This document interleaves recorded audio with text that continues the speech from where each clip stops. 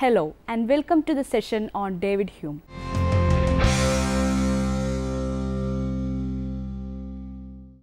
David Hume was a Scottish philosopher, economist and historian of the Age of Enlightenment.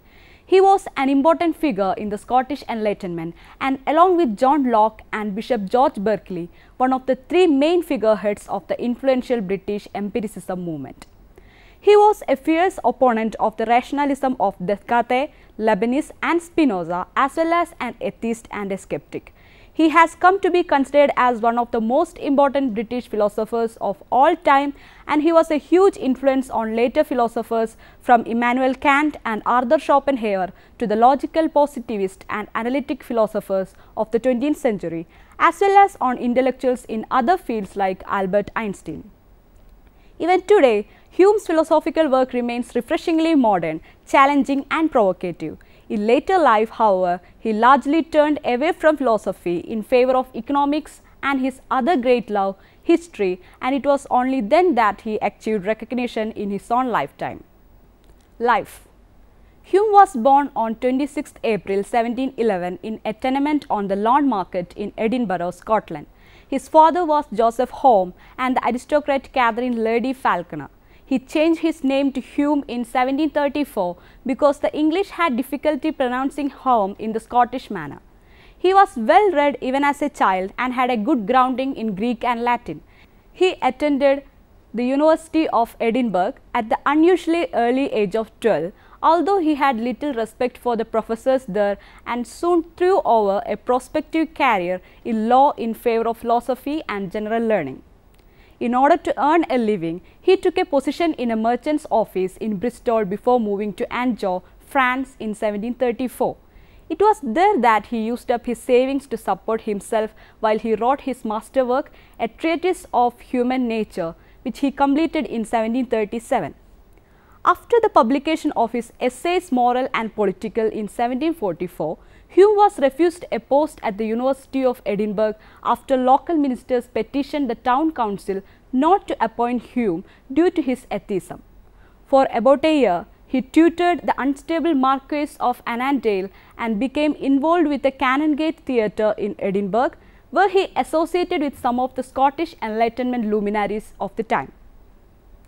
From 1746, Hume served for 3 years as secretary to a distant relative, Lieutenant General St. Clair, including as an aide-de-camp on diplomatic missions in Austria and northern Italy, and even at one point as a staff officer on an ill-fated military expedition as part of the War of the Austrian Succession.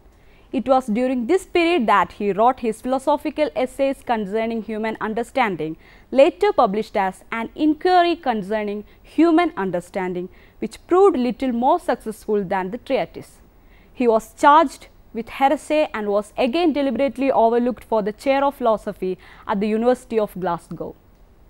In 1752, the Faculty of Advocates employed him as their librarian, for which he received little or no emolument, but which gave him access to a large library and which enabled him to continue historical research for his History of Great Britain.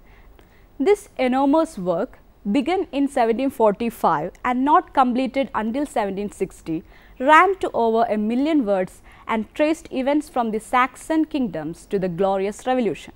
It was a bestseller in its day and became the standard work on English history for many years. Thus, it was as a historian that Hume finally achieved literary fame. From 1763 to 1765, Hume was secretary to Lord Hertford in Paris, where he was admired by Voltaire and was friends with Jean-Jacques Rousseau. For a year from 1767, he held the appointment of Under Secretary of State for the Northern Department in London before retiring back to Edinburgh in 1768.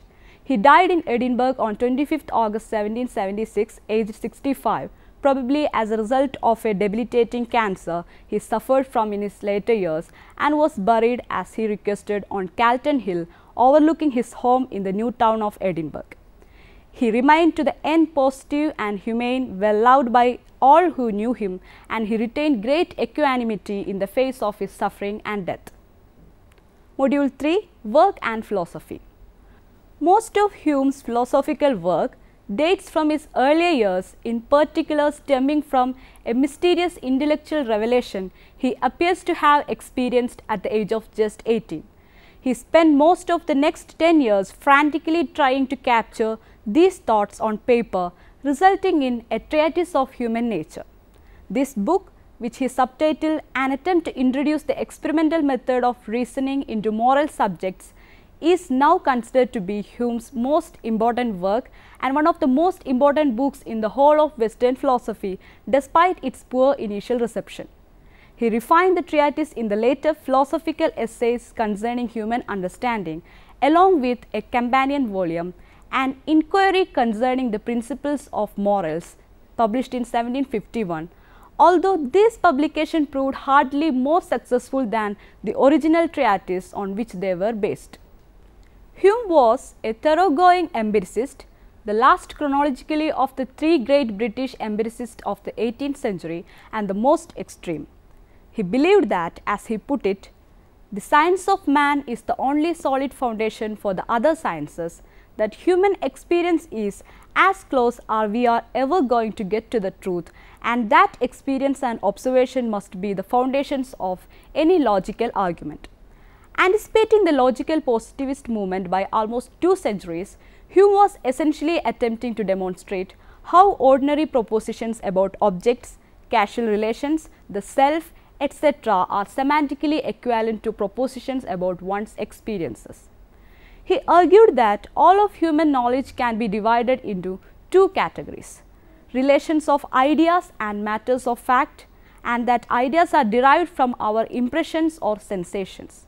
In the face of this, he argued in sharp contradiction to the French rationalist that even the most basic beliefs about the natural world or even the existence of the self cannot be conclusively established by reason, but we accept them anyway because of their basis in instinct and custom, a hardline empiricist attitude verging on complete skepticism.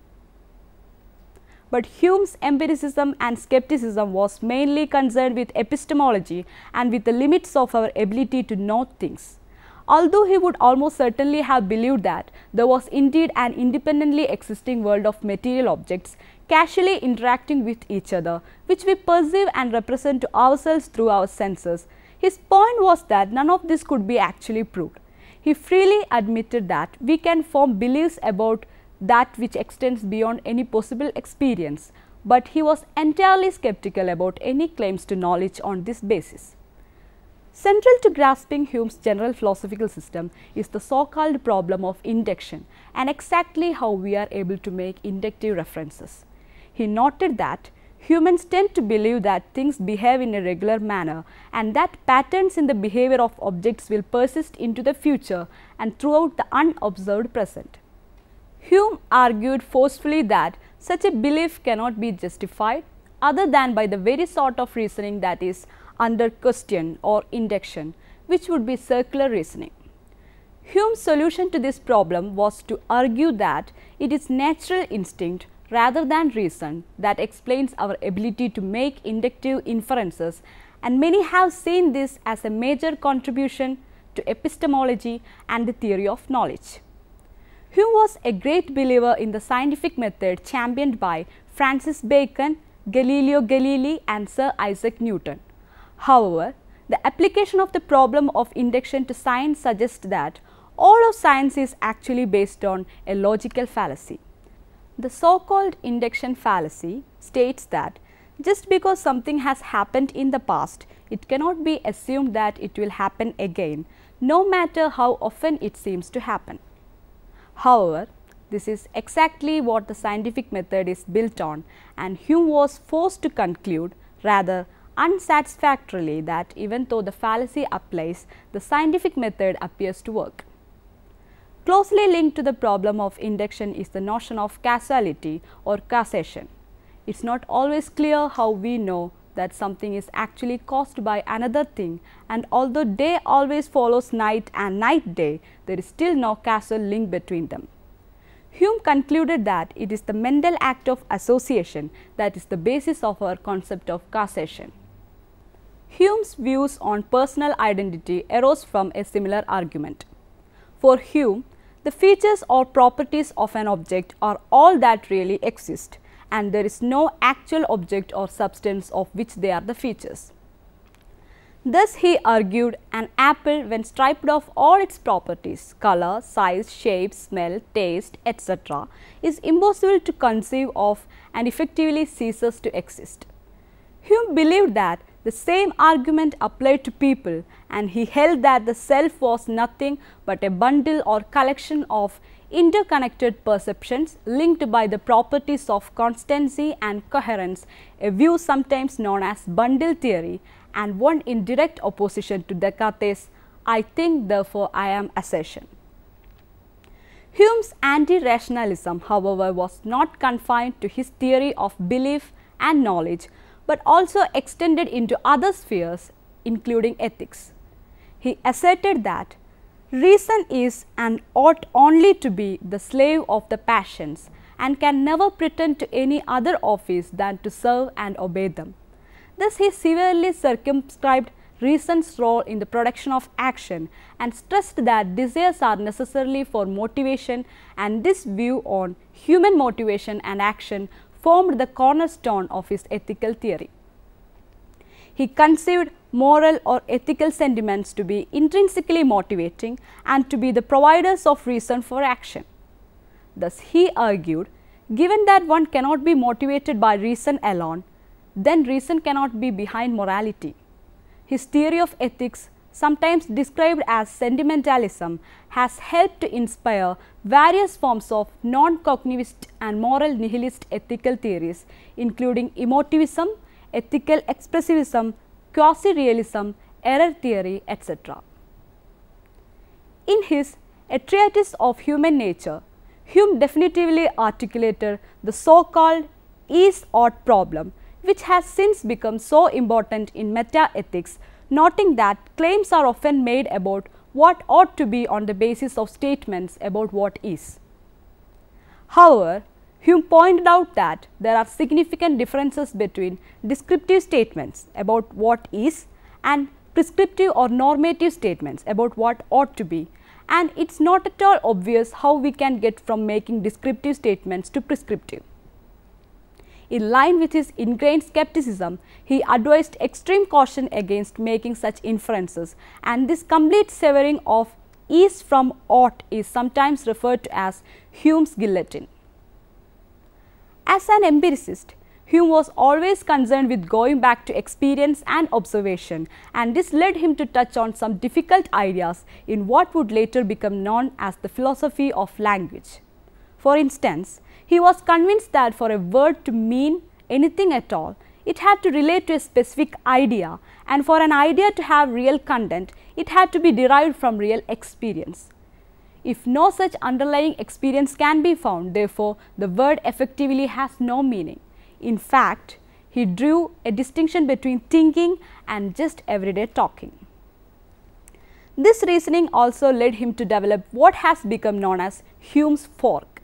For any new idea or concept under consideration, he said, we should always ask whether it concerns either a matter of fact or the relation between ideas.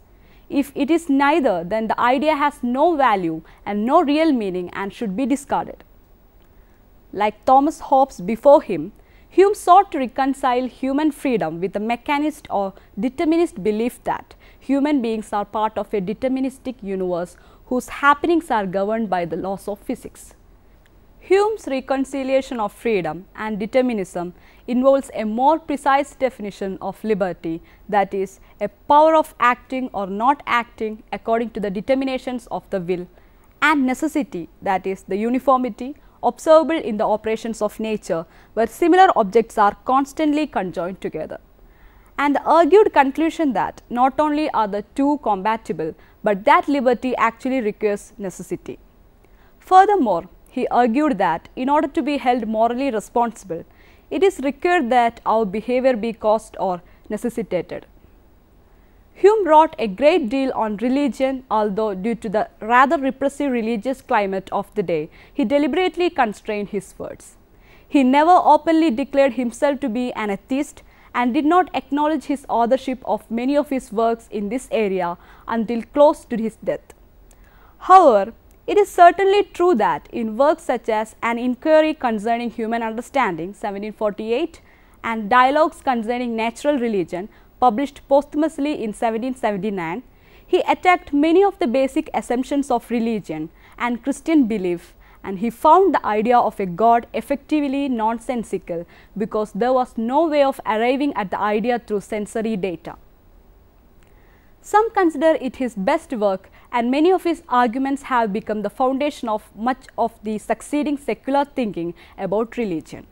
Having said that, though it is likely that Hume was true to his most basic inclinations, skeptical both about religious belief and of the complete atheism of such contemporaries as Baron de Holbach, and his position may be best be characterized by the term irreligious. Hume argued that it is impossible to deduce the existence of God from the existence of the world because causes cannot be determined from effects. Although he left open the theoretical possibility of miracles, he cautioned that they should only be believed if it were less likely that the testimony was false than that a miracle did in fact occur, and offered various arguments against this ever having actually happened in history. He gave the classic criticism of the teleological argument for the existence of God, arguing that for the design argument to be feasible, it must be true that order and purpose are observed only when they result from design. Furthermore, he argued that the design argument is based on an incomplete analogy, and that to deduce that our universe is designed, we would need to have an experience of a range of different universes. Even if the design argument were to be successful, he questioned why we should assume that the designer is God, and if there is indeed a designer God, then who designed the designer?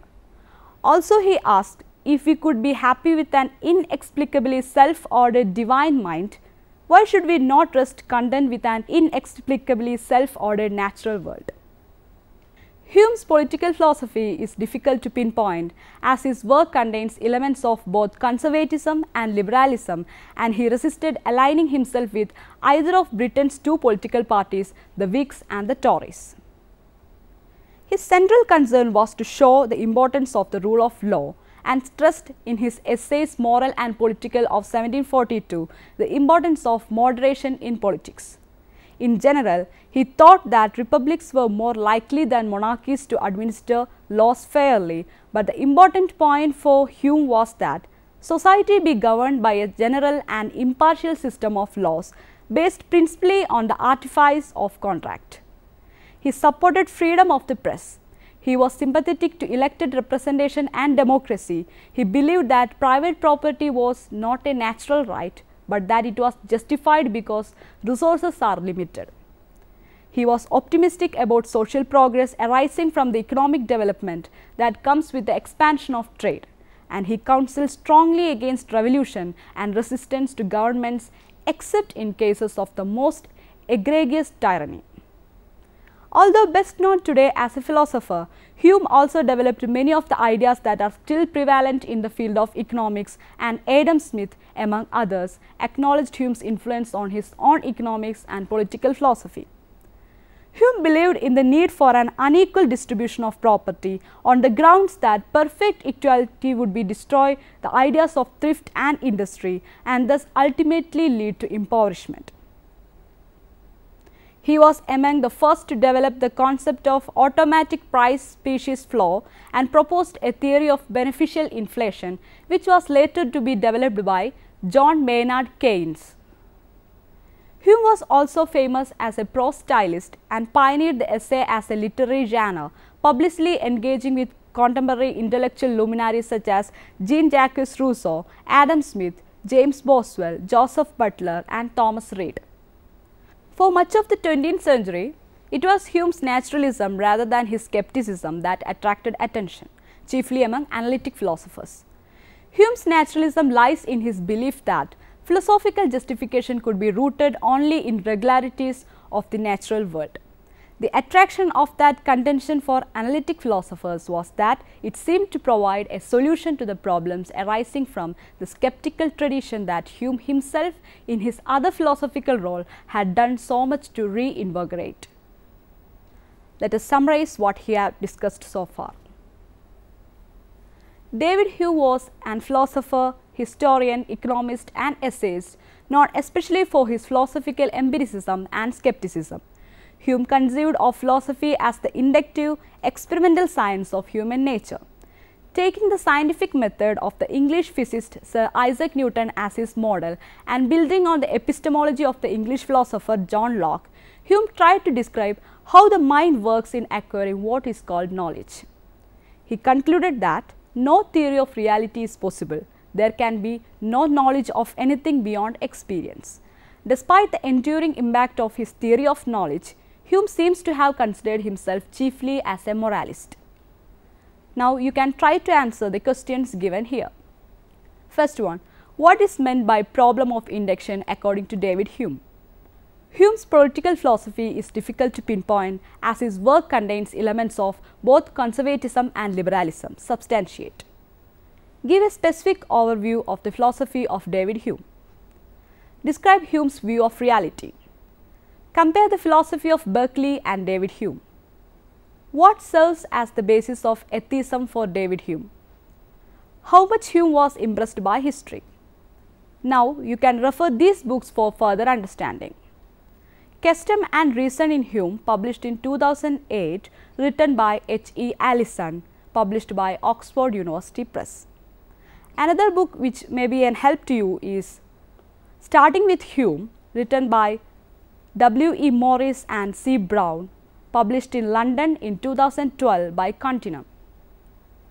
Hume's Philosophy of Common Life, published in 1984 by D.W. Livingston at Chicago, University of Chicago Press.